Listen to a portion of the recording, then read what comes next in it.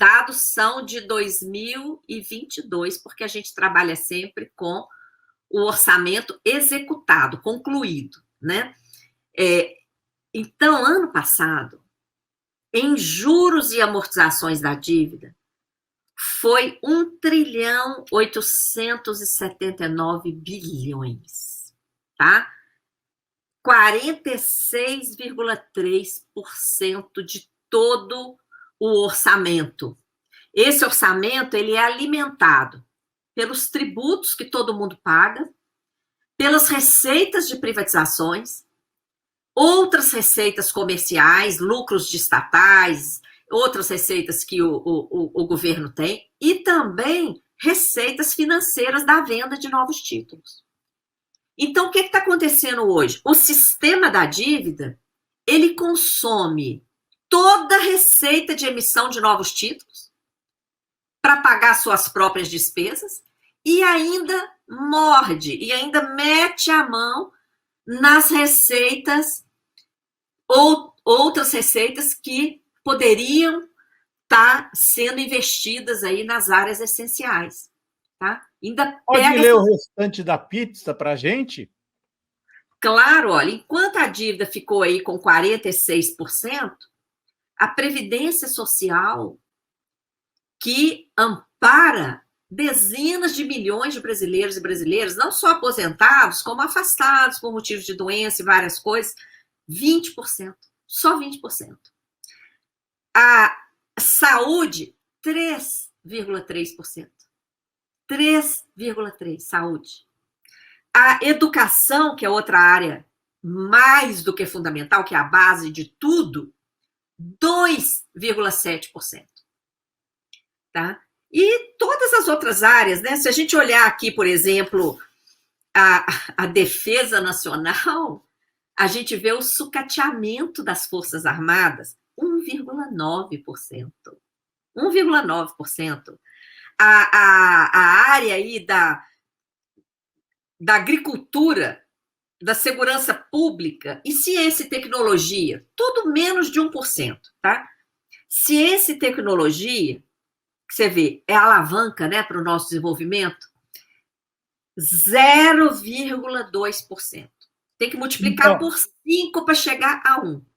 0,2, sendo que a Índia acabou de colocar uma nave na Lua, o que não significa... O significado é desenvolvimento tecnológico, né? Como é que um país com 0,2% de investimento em ciência e tecnologia vai produzir alguma coisa, né, Maria Lúcia, que possa ser vendida no exterior com uma taxa de lucro suficiente para abastecer os cofres brasileiros, não é isso? É uma questão de soberania a questão da dívida, não?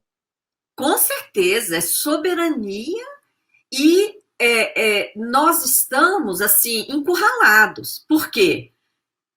Tem essa política de teto que não pode investir em educação, não pode investir em saúde, não pode investir em ciência e tecnologia. Como assim? Por isso que eu falo que é uma aberração. E nós temos feito lives, inclusive com o professor universitário do Rio de Janeiro, esse brilhante do professor Miguel, que colocou para nós, é uma política, essa política do teto, é uma política pré-keynesiana. É algo atrasadíssimo. A dívida pública aqui no nosso país, ela é algo totalmente diferente daquilo que a gente aprende nos livros, que seria um instrumento de financiamento do Estado, como deveria ser. O que está no livro está lá, é uma teoria correta. Dívida deveria financiar o desenvolvimento socioeconômico. A dívida deveria existir para permitir investimentos necessários ao nosso desenvolvimento, à geração de emprego e renda e tudo mais. Só que quando a gente investiga, aí a gente vê os esquemas. Transformação de dívida privada em dívida pública, dívida podre, prescrita, sendo ressuscitada em outra negociação fraudulenta lá do plano Brady, juros abusivos, o histórico da dívida no Brasil, até da dívida externa, os lançamentos que a gente faz no exterior, são com juros abusivos também, comparativamente aos juros internacionais. Então, é um mecanismo de transferir dinheiro público, dinheiro da sociedade, para um grupo de rentistas. E mais, além dessa transferência de renda, a dívida atua como um mecanismo que serve de justificativa para essas medidas nocivas. Se você lê aí o atualíssimo projeto aí do arcabouço fiscal, mandado pelo atual governo, está escrito lá o objetivo daqueles limites do arcabouço, que mantém o teto, né? Mantém o teto com uma margem ínfima lá de crescimento real de apenas 2,5% ao ano. Esses limites, está escrito lá pela equipe do Haddad na exposição de motivos, é para guardar recursos para o pagamento da dívida. As contrarreformas usam a dívida como desculpa. As privatizações insanas usam a dívida como desculpa.